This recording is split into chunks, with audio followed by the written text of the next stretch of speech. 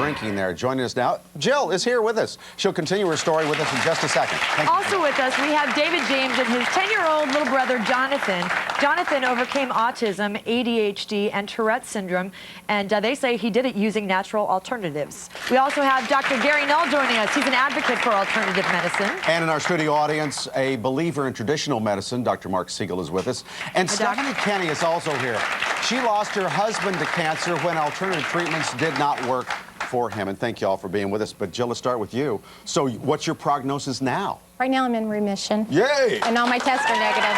For how many months now? How many months? 6 months, since July. But this whole thing, I mean, it had to freak everybody out. Your family, your friends, the people you work with, you work at a hospital.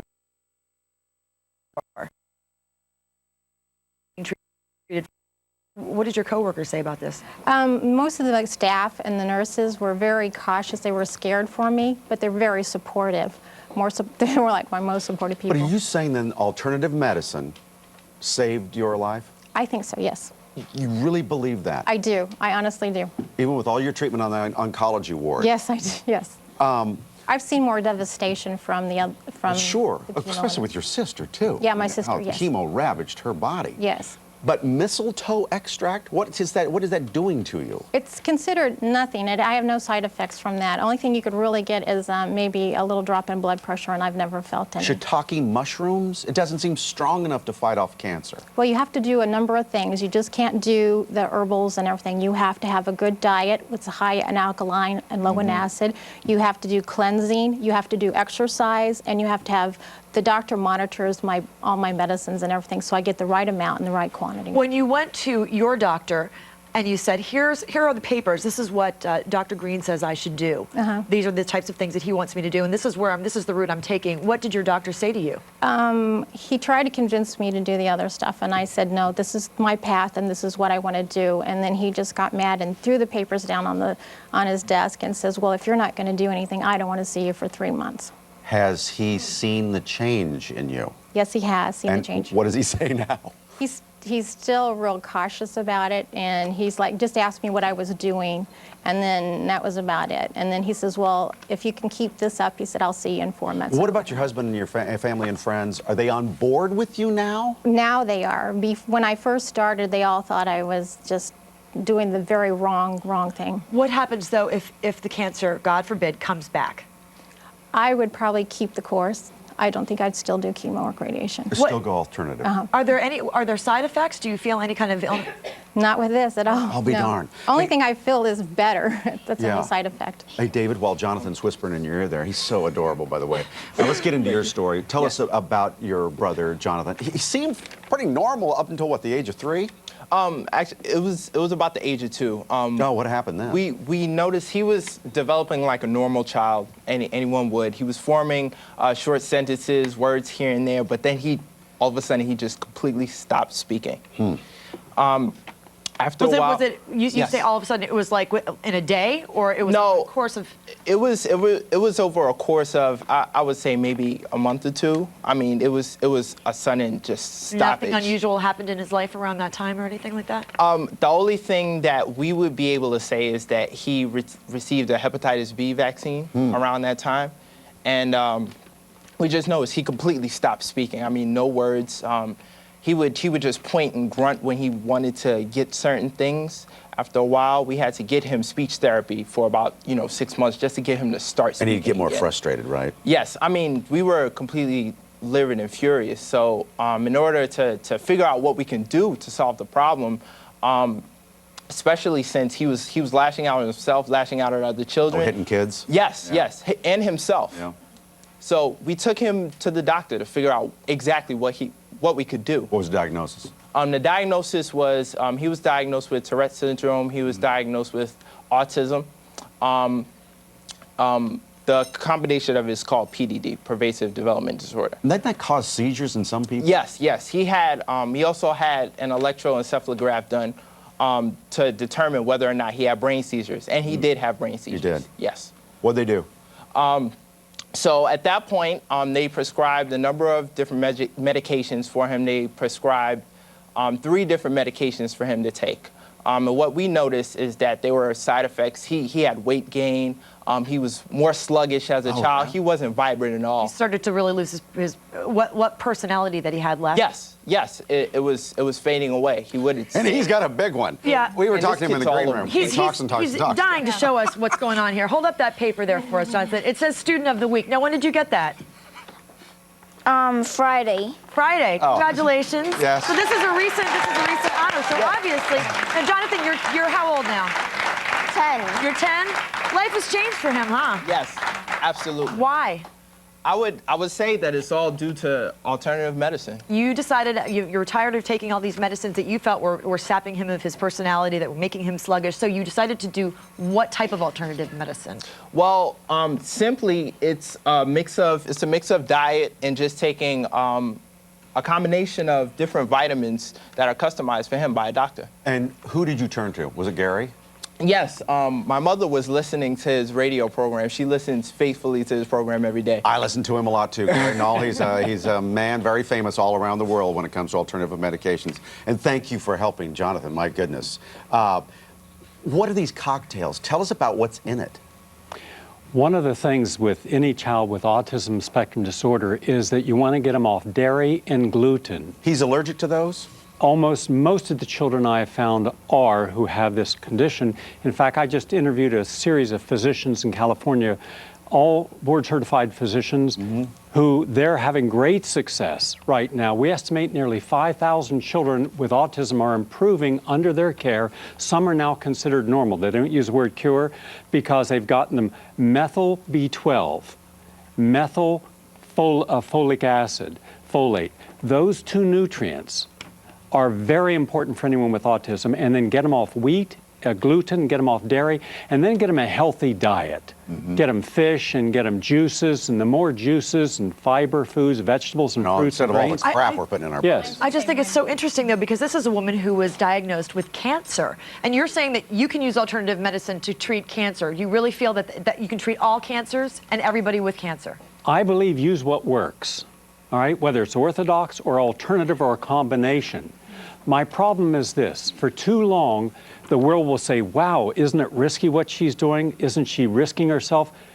What about the 400,000 men and women who died this year of cancer using chemotherapy and radiation? What about the 40-year war we've had where billions, hundreds of billions of dollars have been spent and we're no further ahead in any Gary, major way? my ex-wife just went through this. Radiation, chemotherapy, she's alive. They took the tumor out.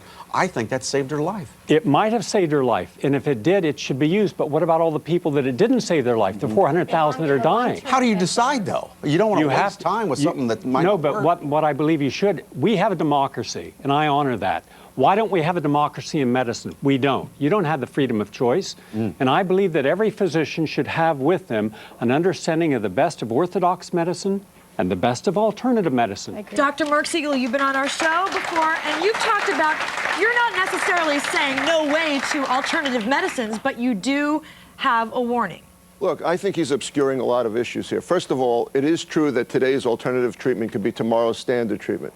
And it is true that in certain cancers, in certain situations, misdiagnoses are done or people rush to treatments that are basically even poisonous to the body. But that's not the same thing as saying that what Mike was saying, the vast majority of people are helped by standard treatments.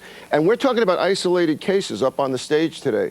That doesn't show that everyone out there with metastatic breast cancer is going to respond to unproven treatments. They may have some validity, but when you bunch them together like this, you don't know what's working and what isn't. Let's shine the light of day on this. Let's put some of his treatments up to standard scientific inquiry and see if they work. Diet, of course, improving your diet is healthy.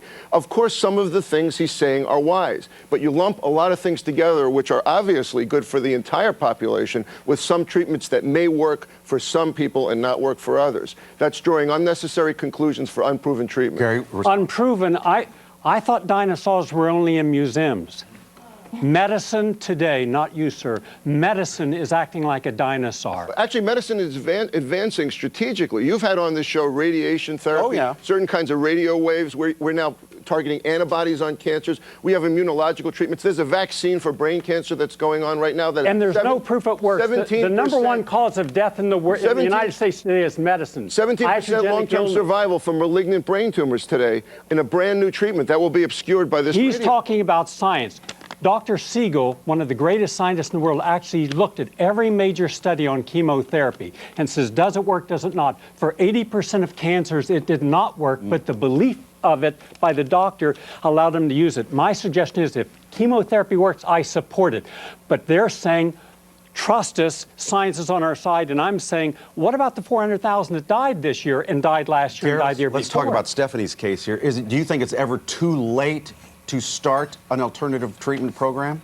Yes. And maybe that's the case with Stephanie. Stephanie, tell us about Jeffrey, your husband. What type of cancer was he diagnosed with? He had adrenal cancer. He was diagnosed in September of '03. Surgery? Had surgery in October of '03. By January of '04, it was found again on a scan. At that point, his oncologist told him just to look at the quality of life that he had left. And he wasn't happy with that, so he researched alternative routes. I don't not believe in alternative medicine, but I think you really have to be careful. But who did he find? This doctor, is it? Buttar? Rashid Buttar. In North Carolina? North Carolina, right. And tell us about the situation that you sort of encountered with him. You had to pay him a lot of money. A lot of money, yeah. How much? We were at $42,000 when he stopped. And what did the $42,000 get you? It was just a whole lot of supplements, IV treatments. He would take syringes of blood and mix it with hydrogen peroxide and re-inject it. Re-inject that. He would take Kenny's blood, put hydrogen peroxide in, and re-inject it into Kenny. Right, and called that ozone therapy. What, Gary? You know that? If you're terminal and your doctor says you're at stage 4 or you're end of life, almost no therapy is going to make a major difference except the quality of life that is left for however long that is. I don't suggest that alternative therapy is going to be a panacea for everyone. Yeah. A lot of people die, but here's the difference. Dr. Joseph Issels in Germany was proven to have the highest success rate, 16.6% cure rate with terminal cancer of anyone in the world, versus what an average doctor here would have, alternative or regular doctor. So the idea is you must get with a doctor who knows what they're doing, and you must understand what the therapy is. And I believe in using a lot of your own intelligence with the doctor and ask, can you show me someone that has benefited And Dr. from Siegel, this? you agree with this? Yeah, I actually agree with this. Now, but he's shifted to talking about terminal cancer now. I mean, look, if treatment is not working, I certainly agree with alternative treatment. But we have to separate out cancers that are actually chemo-responsive. Testicular cancer went from a 15% cure rate to a 95% cure rate in the 1970s when Dr. Einhorn came up with new treatment. If you didn't know that, you might go to alternative treatment. Hodgkin's disease is extremely chemo-responsive. And he mentioned the ones that do work, and I support that. But what about the prostate, the pancreatic cancer, the stomach cancer, the glioblastomas? What about the cancers that don't work? I'm suggesting I agree with you on this. I agree with you on this. Terminal cancers, alternative treatment should be looked at. Guys, and she mentioned $42,000. the lesson here probably is, I think that's terrible. But how many doctors, chemotherapists are getting cash, $200,000 a year, for using chemotherapy? And I don't believe that any cancer doctor should be making money from promoting drugs. We have to Actually, leave that as a life. rhetorical question, unfortunately, And because we you've- do have to wrap this up. You realize you Other have to be big your own topics. advocate and be responsible for your own Yes. health, no question about But it. we So all- that's Go why you on need to to our study. website, mnjshow.com, because we will go into the green room and allow you, Gary, to give a little more information on your side. And Dr. Siegel, we also want you, both of you, if you could sit down there and talk this out, because I think a lot of people are maybe confused about this, and you can sort of clear things up. But I think we should probably put a mnjshow.com. producer between them. Yeah. We made several attempts to reach Dr. Buttar out of North Carolina, but he did not return our calls. All right, we'll be right back.